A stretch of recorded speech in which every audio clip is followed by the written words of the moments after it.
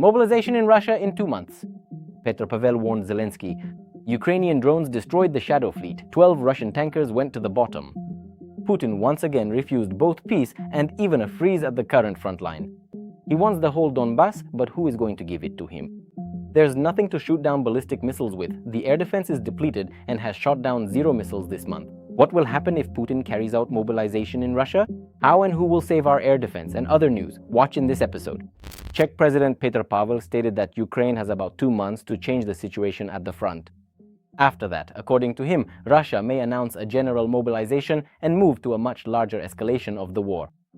At the same time, Reuters, citing sources close to the Kremlin, reports that Vladimir Putin does not intend to stop the fighting. According to the publication's interlocutors, he rejected the proposal to freeze the war along the front line, as he still believes he can fully capture Donbass. According to Reuters sources, the Kremlin is already preparing for a new large-scale offensive and an intensification of missile strikes. One of the agency's interlocutors, who regularly meets with Putin, stated that Ukraine's recent successes have only strengthened his resolve to act even more harshly. We can see now that it is not so easy for Russia to mobilize or recruit manpower into its army because the losses are very high. In recent months, Russia has not even been able to make up for the losses it is actually suffering at the front. That is, those soldiers of theirs whom the Ukrainian armed forces successfully neutralized. This has been proven statistically. Secondly, dissatisfaction in Russian society is growing about the war, gradually but steadily. In recent years, because of the war, especially thanks to the Ukrainian deep strikes against them, the attacks on oil refineries and the fuel shortage are intensifying this trend. Dissatisfaction among Russians. Suddenly, for example, a general mobilization and, let's say, trying to recruit 10,000 people into the Russian army every day, they simply don't have enough resources, neither for training nor for preparing these personnel. And just sending them to the front en masse in even greater numbers than they are doing now would look very bad. Certain provinces and regions of Russia are already exhausted, especially those where, as is known, Russia and Putin tried to recruit people not from Moscow or St. Petersburg, but from more distant regions where minorities live, but the losses there are very high. Many military units of the Russian army have been neutralized, refilled, and reinforced several times. That is why, in the 5th year of the war, their situation is quite difficult. And general mobilization, I find it hard to imagine sending unarmed people or half-armed or even naked straight into battle against Ukrainian drones, into this kill zone, this death zone that has long been established at the front.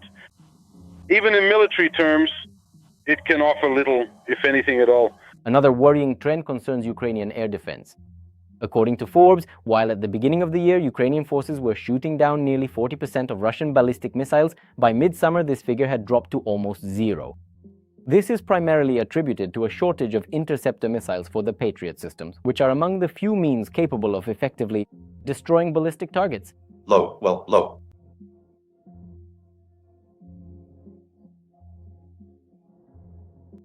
The system is quite active. Constant supply of missiles, which we have been calling for repeatedly broadcast after broadcast, specifically emphasizing this point. Well, the Russians are taking advantage of the fact that there is a certain serious shortage, let's put it that way, in Ukraine, and there is a serious shortage worldwide of interceptor missiles like PAC-2 and PAC-3. That's why they are focusing more on ballistic missile attacks. And today, 23 ballistic missiles, Iskander-M or S-400, which you can add to, and Zircon-Monix, these are also missiles. Anti-ship missiles with which the enemy, after preserving the missile complex in the north, relocated them in this direction. And now they are also attacking as ballistic missiles, not targeting specific objectives. Therefore, only the Patriot system as well as NASAMS can help with this issue regarding interception. If we talk about the Russians' ballistic arsenal, can we say that the production of these ballistic missiles is increasing? Or is this just what we are observing at the moment? Is it simply the effect of accumulation? What information do you have? Unfortunately, Russia does have the resources to produce missiles, but they still aren't manufactured that quickly. This is a high-tech process. Each missile is, in fact, highly technological. At a certain cycle, the assembly process takes a certain amount of time. And quite a lot of funds are being allocated, which means that Russia can focus more on producing precisely unpredictable ballistic missiles. That may be the case. And we also often mention strike UAVs with you. Today, a lot of drones were used as well, 350 units as of 8:30, and 326 were intercepted. And among the drones, there are also corresponding changes. That is, UAVs with improved characteristics are appearing, more resilient jamming systems, as well as jet-powered drones, which have high speeds and rather impressive flight parameters. Well, there are also certain difficulties with UAVs, as is the case for such manufacturers in this way. We have to use both air-to-air missiles and surface-to-air guided missiles against them as well. Today, I repeat, 326 out of 351 have been intercepted. And again, you can see the results for cruise missiles are close to perfect. The percentage of caliber shot down is very high. Just the first ones managed to get through. We are sustaining, let's say, not exactly critical damage, which today is minimal. This is specifically in the capital of Ukraine and specifically from ballistic types. If we talk about the enemy's tactics, the previous massive attack was on Thursday, July 2nd.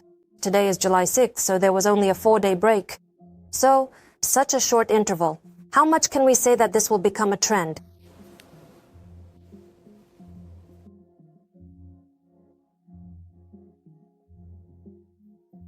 Can you actually see that right there?